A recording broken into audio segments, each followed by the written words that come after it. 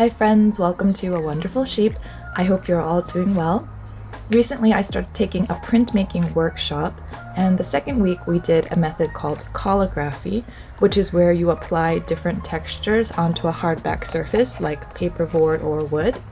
I'm using a hard piece of paperboard, and for my textures I have this sort of ridged cardboard and then just some regular sort of like poster paper. It's a little thicker than regular paper, but not thick enough to use on its own, which is why you'll see me doubling it up here. Collagraphy was cool. It was pretty accessible. I think this would be a fun craft to do with kids as well. You could do sort of a simplified version of this with children as an arts and crafts activity.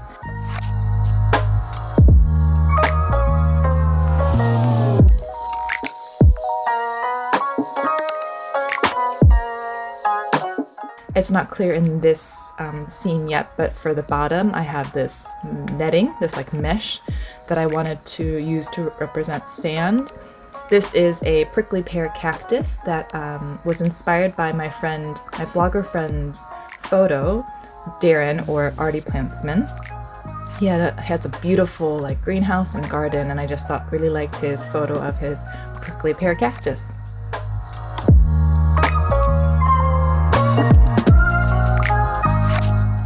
Once you finish gluing down your plate, it's time to varnish. I'm using a gel medium, which you can use straight out of the tub or water it down to make it easier to apply. And when you're applying, take a moment to sort of tilt it in the light to make sure you've got full coverage. And in total, I'm going to do 3 coats of this gel medium, letting it dry completely in between to get full coverage and make sure everything's locked down. This is me playing around with a happy little accident. Some of the strings from the mesh started to unravel, so I purposely pulled them out to make it look like little blades of grass coming out of the desert sand.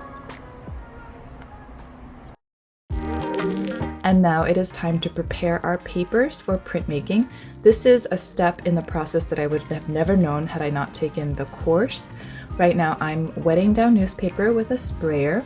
And what we're going to do is dampen the papers so that the fibers in the papers expand and come apart so the ink seeps into the paper better. So what I did is I checked the front and back of the paper that I'm using, made a mark on the front and put it face down, and then I spray the back of the paper and I spread the water evenly across the back of the paper. And then I do it again for my second piece of paper that I'm going to do, put it down face down and then spray the back and spread the water evenly across the back. And I'm doing this step before I mix my inks.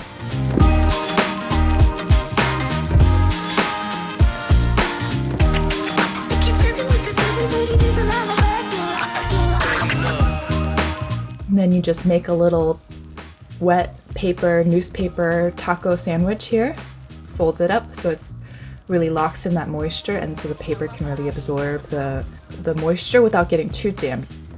You don't want it to be like dripping at all. And then stick it in a plastic bag and stick it under your mat for safe keeping.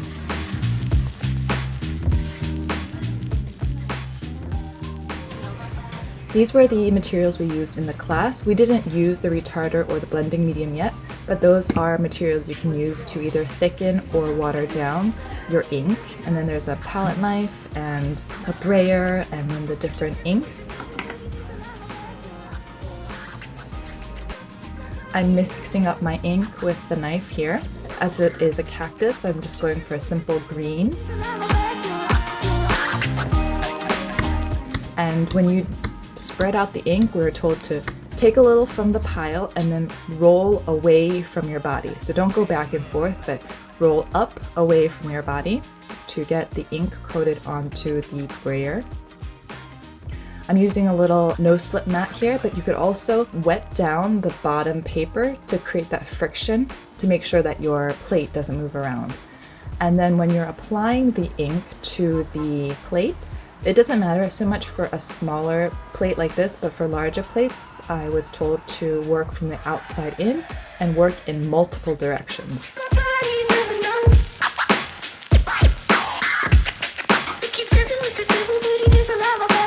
This is a test sheet of newsprint for the first print. You place down like a piece of parchment paper or wax paper and then use your baren. This is called a baren, which Google kindly informed me, to transfer the ink onto the paper. And I'm glad I did a test print because it didn't turn out well. There wasn't enough ink on the plate.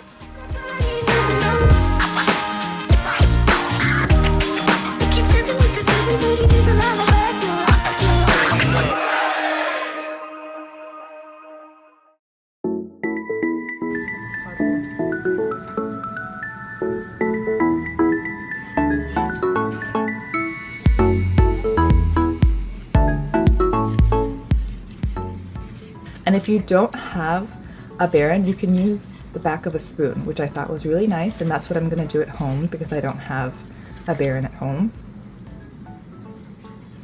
And the second print turned out much better, except it came out a little crooked. Apparently the plate moved a little bit as I was applying the ink. And this is my second real print, third print in total, which also turned out really nice. I added a little bit of color to the cactus needles.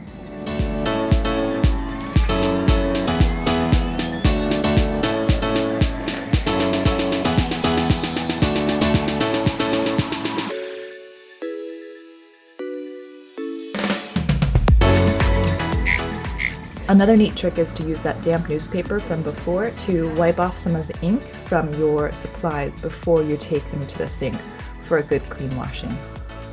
Thank you for watching, and stay tuned for more art and stationery videos from Seoul, South Korea.